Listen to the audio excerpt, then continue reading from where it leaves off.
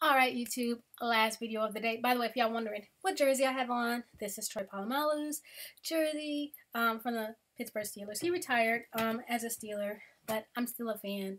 I don't even know that many people that play for the Steelers right now. It's my husband's team, so good wife. But that was my favorite player. So yes, I'm still wearing his jersey, even though I know he retired. What ifs? But this is video number 7, so homeschooling 107. And in a bit contradictory from the Beyond the Basics video that I did in 106, 107 is about boundaries, okay? So this B is all about boundaries. And this one is, you know what? I haven't even planned out everything I'm going to say. I'm just going to wing it for this one, but because I don't want it to be too scripted. But for boundaries, that's something that I touched on in a video I did about it being your kids' education. It's their educational journey and not your educational journey. And I think that's something that we really, really have to remember. I have to remind myself of that, especially as a vlogger and a blogger, because, you know, sometimes I think I'm telling my story as a homeschooling parent, but I'm actually telling my kids' story as homeschool students, and it's not necessarily, you know, my story. It's kind of like it's the example that I can give you is being at the grocery store, and let's say you're one aisle over from your doctor and your doctor is telling a, oh my goodness, I got this patient story, and you realize that you're the patient that they're talking about. Are you gonna be like, oh yeah, no, it's cool, it's fine, I don't have a problem with that? Or are you gonna be like, hello, HIPAA, what? You know, it's it can be hard to have those boundaries. And if you were a professional teacher or somebody who taught in a more traditional school setting, you would be very clear on what those boundaries were and what you can discuss about your student and who you can discuss that stuff with, and, you know, grades and all that other sort of stuff. That would be really clear. But as homeschoolers, where there is there's like a line that was erased with being a homeschool parent, because you are the person who would have the legal authority to give consent to someone to talk about your child, but it's a conflict of interest because you're also the person who would be asking for consent. And so because there's just this blurry line, we have to create those lines for ourselves about you know, what we will discuss for our kids, and also some boundaries, and even what we create for our kids, not even just as, you know, bloggers and vloggers, but also as homeschooling parents. It's so important that we don't do something that I see a lot.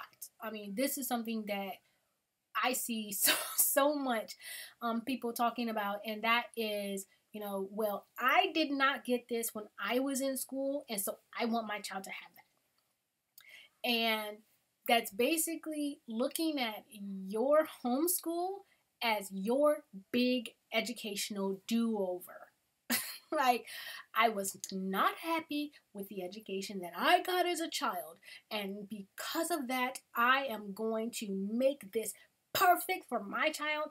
And you're not really making it perfect for your child, you're making it perfect for your inner child, where you're like, you know, when I was 6, I would have loved this, and so this is what I'm going to get from my child because they're going to love it because I would have loved this.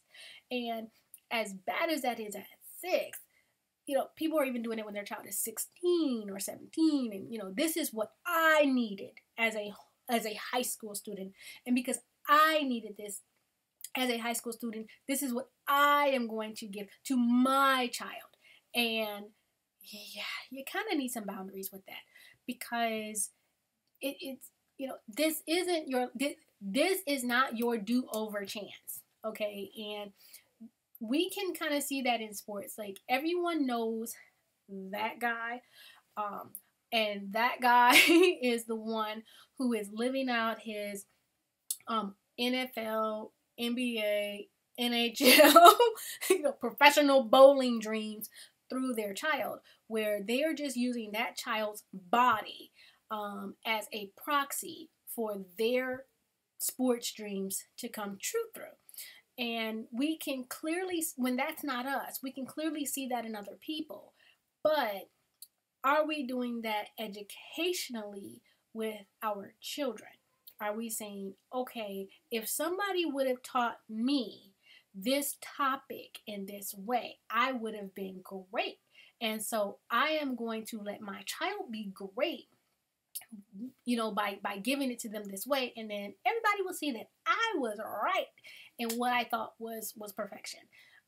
That's not fair. It's not fair to your child to take away their right to guide their own life.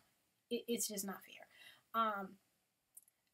I mean, when I look at my life where I am now, I am I'm really happy now. I married the love of my life, and we have 3 amazing kids, and I'm so happy with that. But do you know, it is not because I never made mistakes. It is not because every decision that I've ever made has been a good one. That's not how I got to where I am today. I've made some good decisions, and I made some really bad decisions. And some of those really bad decisions, it's like luck, that I'm able to be where I am today. That's like, whew, dodged it there, girl. But I still got to live my life, and I know that the life that I have, it's not the life that my mama wanted or that my daddy wanted. This is the life that I got from the decisions that I made. And I think it would be cruel to take that from my kids and to think that it's a Dr. J 2.0 with my sons or my daughter. Like, okay, if I had it, if I had this, and this, things would be perfect. So that's what I'm gonna do for my kids. That's not fair. We got to have some boundaries. Homeschooling is not your education. It's not your own personal educational do-over. It's not your time to make a super child, whether that's an academician or a super child who is, the next great inventor, or the super child that's the next great dancer or artist or anything else. We can't do that. And yeah, as parents, we want to make sure that we guide our children, and we want to make sure that we open good doors for our children, but we can't kick them through through those doors, and we definitely can't tie them up, bind them and gag them and drag their lifeless bodies through those doors that we want them to go through, because that's not fair. That's not love. That's not love. As much as we might want to say that, well, that's love. I want their life to be better than mine. But who are you to judge what's better for another adult? And I've seen this even with people that are trying to, like, do all kinds of stuff. They want to choose their child's college, and this would be the best college for my child. I looked at it, and I know that this is where my child should be. I know my child better than anyone else, even them, and I know that this is the college that they would thrive at. And yeah, I've seen a lot of those students. They were there because their parents said, this is where you should be, this is where you'll be happy, and they're not happy. They're adults that are trying to get out of this web, and some of them get out of that web freshman year. Some of them don't get out of that web until senior year. Some of them are in graduate school and they're still in that web, but they're not happy. They're not living their own life. And we sometimes give lip service to, I just want my child to be happy no matter what. When, no, you're not going to be, are you really going to be happy if they say, Mom, Dad, I want to be able to have my nights. I want to be able to have my weekends. I want to be able to have my life and do the things that I want to do as a hobby. So I would like to be a garbage collector because I know I'm going to be working early mornings, but I'll be done by late afternoon. No one's ever going to ask me to come in weekends. Nobody, is going to ask me to work evenings. I'm going to make a living wage, and then I'll be able to spend the rest of my time doing what I want to do. I don't know a lot of people that be like, oh, little Johnny, little Susie, that's great, and I support you. But these are not little us's, we don't get to live their lives for them.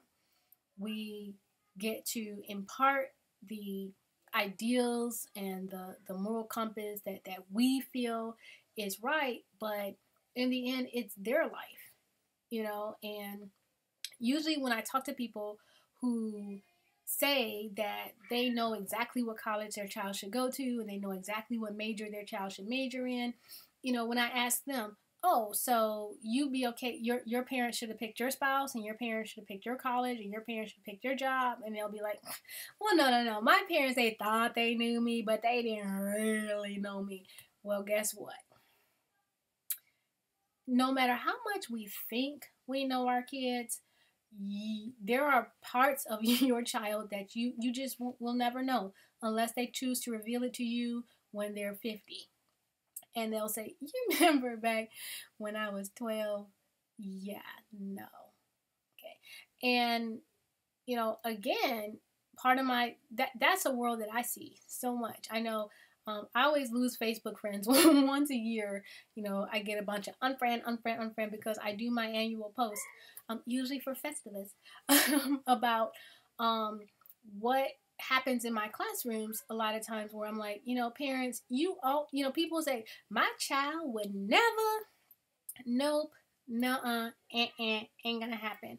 And then there, so many students, they'll get up and they'll do these disclosure presentations, or, I've had students, especially when I was teaching, most of the time when I was teaching on ground in the classroom, they would, tell me these really, really intimate details of their life.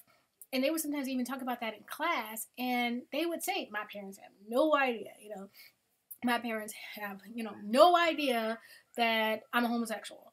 My parents have no idea that I used to have a drug problem or I'm in drug rehab. My parents have, no idea that I was the victim of rape, when I was, in high school. There would just be all these really, really big things that their parents had no idea. And we all can say that as adults. When your mom can't whoop you now, so you can say, hey, you know what? There are things that happen in my life that my parents have no idea about it. And those things are just as important to your life journey as the things that they do know. And so that's why it would have been good for your parents to make decisions for you. That's the same reason why you can't make these decisions for your kids. Now, I'm not saying you can't influence the decisions because, I was introduced to my husband by his dad, so, he said, hey, you know what? I think y'all would get along. So it's not that you can never have influence because, it worked out in his area. He was like, she's not crazy. I can deal with that as a daughter-in-law. And his mother was like, yeah, fist bump, not crazy. Let's get her on, so, but it worked out. But, it was my husband's decision because if my husband was like, I don't want that, then it wouldn't happen. Or if I would have been like, not my type, it wouldn't happen. They could not have, again, bound and gagged me and dragged me over the threshold to be betrothed to their son. And so that's the thing. You can have influence, but that influence cannot cross that boundary into control. And it cannot, cross that boundary into you trying to make a mini replica of yourself or you trying to get the life that you always wanted through this child that you have. Let's not cross those lines. And even if those, if a boundary isn't clear, make it clear. Put up your walls, know your stopping point, know what's acceptable and what's not, and don't take away free will from your children because That makes a very, very broken adult. I hope this helps. This is Dr. J, and I'm out. Bye-bye.